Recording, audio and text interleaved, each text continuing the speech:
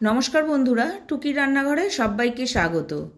আজকে পুচকু স্কুল যাওয়ার সময় বলে উঠল, মা আজকে টিফিন দেবে না?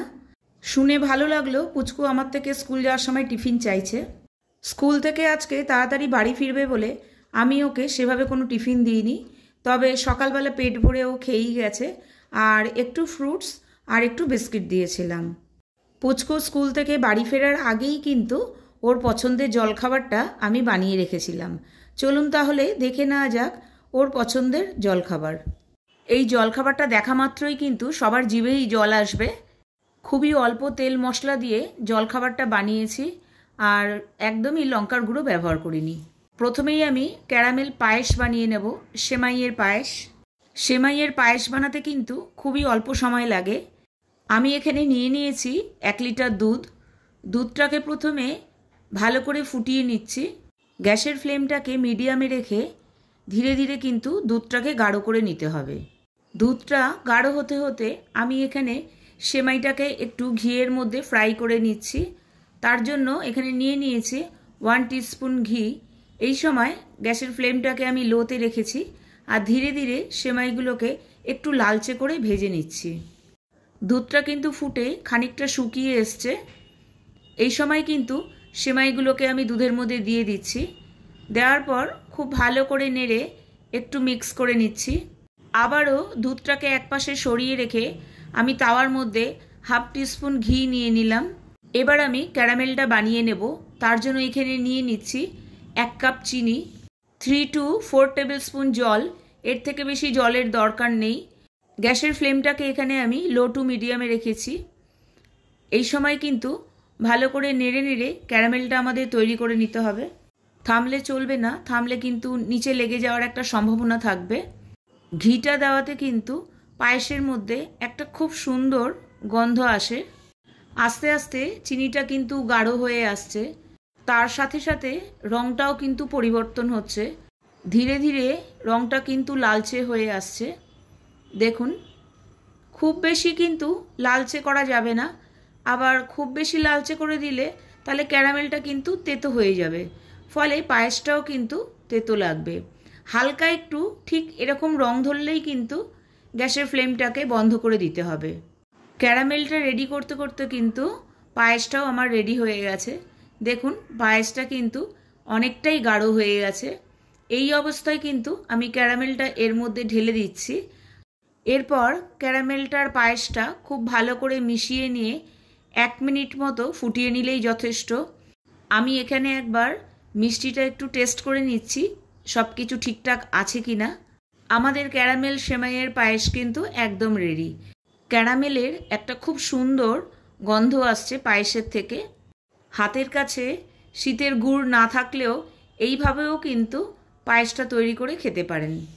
অবশ্যই বাড়িতে একদিন ট্রাই করবেন, আশা করি ভালো লাগবে। বাড়িতে কোনো গেস্ট আসলেও কিন্তু আপনারা এটা সার্ভ করতে পারেন। সার্ভ করার পর আমি ওপর দিয়ে গার্নিশিংয়ের জন্য দিয়ে দেব কাজু, পেস্তা ও কিশমিশ। এটা কিন্তু অপশনাল। দেখতে যেরকম দুর্দান্ত লাগছে, খেতেও কিন্তু দুর্দান্ত হয়েছে। এবার আমি বানিয়ে নেব হিং দিয়ে পুরি। এখানে কিন্তু আমি কোনো রকম পুর ব্যবহার করব না। তার জন্য নিয়ে নিলাম 3 কাপ আটা, 3 টেবিল স্পুন সুজি, 1 টিস্পুন হিং। আগে থেকেই আমি একটুখানি জলে ভিজিয়ে রেখেছিলাম, সেটাই এই আটার মধ্যে ব্যবহার করলাম। আর ময়ানের জন্য নিয়ে নেব 2 টেবিল স্পুন তেল, 1/2 টিস্পুন নুন ব্যবহার করেছি। আপনারা কিন্তু নুনটা আপনাদের স্বাদ অনুযায়ী ব্যবহার করবেন।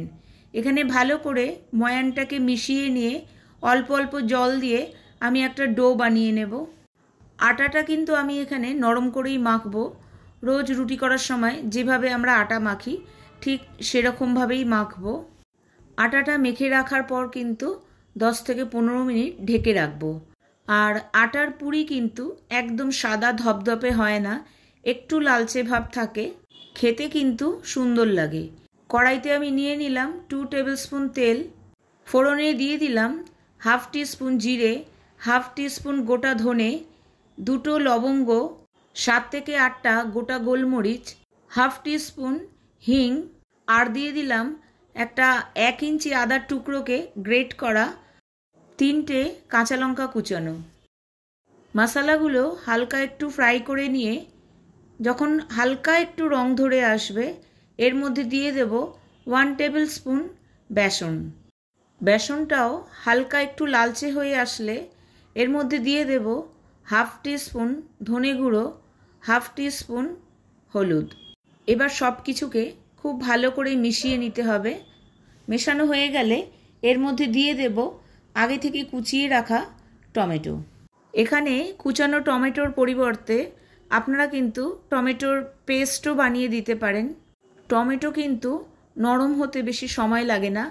আর তাছাড়া টমেটো দেওয়ার পর যদি এখানে নুন দেওয়া যায় তারপরে ঢেকে রাখা হয়, এর মধ্যে জল বেরোয়, সেই জলেই কিন্তু টমেটোটা খুব ভালো করে সেদ্ধ হয়ে যায়। আমিও কিন্তু এখানে 1/2 টিস্পুন নুন অ্যাড করে দিলাম।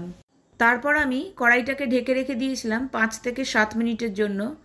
দেখুন টমেটোগুলো একদম নরম হয়ে গেছে। এরপর এখানে আমি 2টো মিডিয়াম সাইজের আলু দিয়ে দিলাম। আলুগুলো কিন্তু আগে থেকেই সেদ্ধ করে রাখা। খুব ভালো করে মশলার সাথে মিশিয়ে নিয়ে এবার আমি দিয়ে দেব পরিমাণ মতো জল। জল দেওয়ার পর কড়াইটাকে ঢেকে রেখে দেব 5 থেকে 7 মিনিটের জন্য। যেহেতু আলুটা আগে থেকে সেদ্ধ করে রাখা, সেই জন্য এই তরকারিটা হতে কিন্তু বেশি সময় মোটেও লাগে না। এবারে ততক্ষণে পুরির আটাটাকে আরেকটু হাত দিয়ে মেখে সেট করে নেওয়া যাক। আটাটা কিন্তু একদম নরম হয়ে গেছে, আর এটার মধ্যে যেহেতু সুজি আছে সেই জন্য পুরিটা কিন্তু ময়দার লুচির মতো খেতে লাগবে না। এই পুরির স্বাদটা কিন্তু একটু আলাদা। এখানে আমি দিয়ে দিচ্ছি 1 টেবিল স্পুন কাসৌরি মেথি আর কিছুটা ধনেপাতা কুচোনো।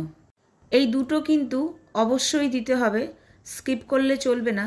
পুরির তরকারি কিন্তু একদম রেডি। এখানে আমি আলুটাকে একটু ভেঙে ভেঙে দিচ্ছি যাতে স্বাদটা আরও সুন্দর লাগে। দেখুন দেখতেও কিন্তু খুব সুন্দর লাগছে আর খেতেও কিন্তু খুব সুন্দর হয়েছে। এরপর আমি ভেজে নিচ্ছি গরম গরম পুরি। এই পুরিটা সিম্পল হলেও যারা হিঙের কচুরি খেতে পছন্দ করেন তারা কিন্তু এভাবেও ট্রাই করতে পারেন। এটাও কিন্তু হিঙের কচুরির থেকে কোনো অংশে কম খেতে লাগবে না। শীতের সকালে এরকম একটা ব্রেকফাস্ট কিন্তু বানিয়ে বাড়ির সকলকেই চমকে দিতে পারেন। আমি আরেকটা পুরি ভেজে দেখিয়ে দিচ্ছি। দেখতে কিন্তু খুবই সুন্দর লাগছে। এই রকম যদি পুরি হয় তাহলে তো আর কোনো কথা হবে না। চলুন এবার আমার পুচকুর জন্য প্লেটটাকে সাজিয়ে ফেলি। এই প্লেটটা কিন্তু আজকে পুচকুর কাছে যাবে। ভিডিওটা যদি ভালো লেগে থাকে অবশ্যই আমাকে কমেন্ট বক্সে কমেন্ট করে জানাবেন। আর আমার চ্যানেলের পুরনো বন্ধুদের জানাই অসংখ্য ধন্যবাদ। নতুন বন্ধু হয়ে থাকলে চ্যানেলটিকে সাবস্ক্রাইব করে আমার পাশে থাকার অনুরোধ রইল। নিচে দেওয়া বেল আইকনটি অবশ্যই প্রেস করে দেবেন, তাহলে যখনই আমি নতুন কোনো ভিডিও আপলোড করব তখন সবার আগে পৌঁছে যাবে আপনার কাছে। আজকে তবে এই পর্যন্তই। আবার দেখা হবে আরেকটি নতুন ভিডিওর সাথে। ভালো থাকবেন, সুস্থ থাকবেন। টাটা।